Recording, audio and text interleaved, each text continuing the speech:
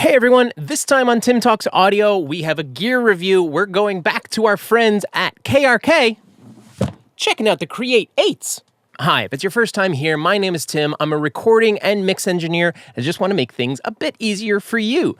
Like I said before, we're checking out the Create8s from KRK. They reached out to me not too long ago and asked if I wanted to check a pair out, and I said, absolutely. We checked out the Go Aux 4 not too long ago, and those are a great set of portable speakers that you can take to do whatever you need, whether it's music production or just having an extra set of speakers to bring with you on like road trips or whatever you need to do. Now we're checking out some of their big boys, and this is a new series. This is the Create series, and I specifically asked for a set of the 8s. This way I could compare to my usual monitors, which are also 8-inch woofers. I felt that it was important for me to be able to judge something I had versus something I didn't have, and them being on equal playing field. So we went with the 8s. So let's go ahead and go over some of the features of the KRK Create8s, and I'm going to switch to B-roll because this is heavy.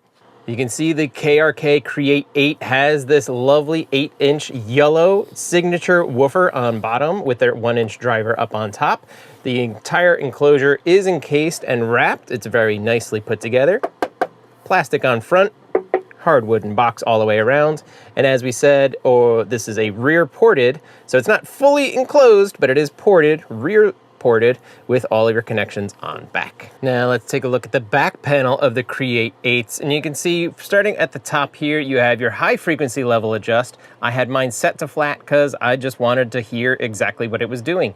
But in your room, if you need to adjust, you can add a dB or you can take away 1 or 2 dBs. You can do the same thing with the low frequency adjust. That's what's going on here, except on the low frequencies you can add 2 dB if you need to, or you can reduce up to 2 dB. Underneath that, you have the system level. This is the output overall master volume of this individual speaker, and its inputs can be XLR, TRS, or RCA. And then on both, you actually have a Bluetooth option. So you can link it to your phone, you can link them to each other, and they can share left and right signals. And the Bluetooth option is great, especially if you have somebody just kind of rolling in and they're like, oh, let me just play this thing for you. You could just connect via Bluetooth. That's the way to go. Then, of course, at the very bottom, IEC connector and master power switch. One thing we're going to look at now on the Create8s is actually on the bottom. I'm going to try and do this one-handed, and it's very difficult, so maybe we'll have to swing it to the side. But on the bottom, there it is. You can see there is a tiny little bit of isolation padding on the bottom of the monitor. You can see it doesn't go all the way to the edge, but this is just a little bit of rubber footing to help isolate it from whatever desk it is sitting on so it doesn't rattle and shake the entire desk or actually make the desk sympathetically vibrate from whatever the KRKs are outputting. Just a little bit of forethought from KRK to help separate the monitor from the surface. All right, so here's my super scientific, accurate way to test between my Kali Audio LP8s and the KRK Create8s that are up on top. I was just kidding, this is not scientific at all. I'm using my PreSonus Central Station to be able to switch between my A set, which is my Kalis, and my B set, which are my KRKs, with a reference song. I know this one pretty well, and that's just OBS up there. Ignore that. So I'm gonna be listening and going back and forth between the KRKs and the Kali Audio. Okay, here is the scientific look at everything. And this is using a visualizer. This is REW, this is Room EQ Wizard. It's free, you can go and download it yourself. You will need a calibration microphone to go with it, and there's a bunch of steps. If you want to see a video on how to set up and use REW for your own studio, just let me know in the comments down below or ask in the Discord, and I'll work on that for the future. But these are the 2 sets of monitors that I currently have in the room. The orange line is the KRKs. This is both my left and right combined. And the purple line are my Kali LP8s, left and right combined. So I took a measurement, and this is the 2 sets of monitors in the same position, at the same orientation, the same volume in my room. My room makes the monitors looks like this. It will not be the same in your room because your room is not my room. The room plays a huge part in how something sounds. So If we're looking at the graph, the left-hand side is all of our low frequencies. Here's 100 hertz right here. 1K is towards the middle here. 10K is up towards the right-hand side. So full frequency spectrum, we can see everything that's going on. And if you've used RAW before, I do have the psychoacoustic smoothing going on for both of these measurements. By measurements alone, we can visually see some differences. The Calis visually have a lower low-end output compared to the KRKs. Then there's a small dip around 400. There's a null in my room around 500, which is really funny for something I'm about to say in a moment.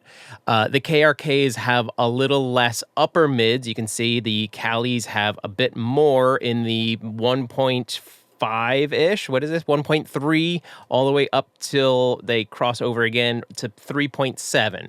So the Calis have a little bit more of that upper mid, direct mid range than the KRKs do, but then it swaps again where the KRKs have a little bit more shined up on top than the Calis, and then everything kind of rolls off the same way they would for both on the top end. But that's by measurement with a microphone and by the scientific method. But how about through my ears? Now, again, it is going to be impossible to show you how it sounds in my room. But the best I could do is I went to Studio One and I was flipping between my Calis and my KRKs, and I got them a little close. Funny enough, even though there's a null in my room on both sets of monitors in that 500 area, the way I have everything set up right now, and again, maybe it's the way I have everything set up because I have monitors on top of monitors and things are weird. This is not ideal, but we still need to figure out how these sound. The first thing that really jumped out to me when I was listening on my reference song is two things. One, I felt a ton of 500 just start to really kind of pop out exactly like this. Almost how it sounds here with the rest of the frequency spectrum going on, but I felt like there was a lot of whatever this is. Not essentially tunnely, but frequency. There was just like this real big bump in the mid-range. Then there was also some differences in the low end because when I was listening for the kick drum, and I was listening for some of its thump, and I could hear more of it from the KRKs. But if we go back to our measurements, I mean, sure, yeah, that totally makes sense because the Calis don't have as much. But then everything kind of gets real close, about a dB difference. If we kind of click here, that's 88.5 to here is 89.3. So just about a dB difference once we get up to that 130 area. Really not a ton different. But I am definitely hearing this down here where around 72 and then that 80, 75 area in my room between the KRKs, which again is the orange line, and my Calis, there's a big difference. This is my room and the different speakers in my room. Now I can also say that the Calis are front ported and the KRKs are rear ported. That does play a little bit of a difference in the monitor, but it doesn't play that much difference in what I'm seeing here just by representation and measurements. One thing to note with the KRKs is a break-in period, and it even says it right in the manual, to give it some time to allow the tweeter and the woofer to start flexing and to get acclimated to the room and the movement and to be the most accurate representation of the monitor itself. The more we use monitors, the more they know how to move with different frequencies and can more accurately recreate those frequencies. Instead of being tight, stiff, and new, they're broken in. That's why they call it a break-in period. Some guys also call it a burn-in period, but really what you're doing is you're just playing signals through the monitors. The manual recommends up to 30 hours of doing this. I would say over the few weeks, I've definitely put in those 30 plus hours to get these monitors acclimated. The Create series of monitors are the affordable line from KRK, but that doesn't mean you're sacrificing a ton by getting the monitor system that works within your budget. What you need to do is then learn those monitors, learn how things sound through them. And if and when you can, use other listening devices to recheck and balance yourself. I did it a ton of times by going through different sets of headphones, and I've got a bunch of them here, just checking, rechecking, learning how these monitors sound and what to expect from them. That is a huge thing with getting new monitors, is not expecting them to sound perfect, but to understand how they sound and how they sound in your room. KRK monitors are in some of the top studios out there with some of the leading producers and mixers around, spread across all kinds of genres. You've got Scott Storch, DJ Khalil, Jakir King, Ben Gross, Dave Isaac, Ed Cherney, and Mark Spike Stent. These are just some of the names of people using KRK monitors on a daily basis. So there it is. That is the Create8 series of monitors from our friends over at KRK. Now, my opinions. I thought that they were a great set of monitors. They have their particularities. But when we're shopping for monitors, I understand not everybody has a setup like mine where they can switch between different ones. You might get a chance to go to a local box store realtor and listen to a pair. Maybe. Not everybody has that luxury. The things to think about when you're shopping for monitors or thinking about replacing your monitors is understanding that the monitors are going to sound how they sound because of your room. We need to use references. You need to understand the trials and tribulations and the pains and pleasures of those monitors or speakers. And it's going to be individual to every single room. Is one set of monitors better than another? In this range of monitors, there's just differences. Are the Create series of monitors suited for one particular genre or another? No, absolutely not. That's ridiculous to even think anyway. There, I've answered your question. It's really a matter of understanding your monitors or your speakers within your space and understanding what to expect from them. Again, we have to use our references. If you have the ability of throwing on a set of headphones and checking over there, great.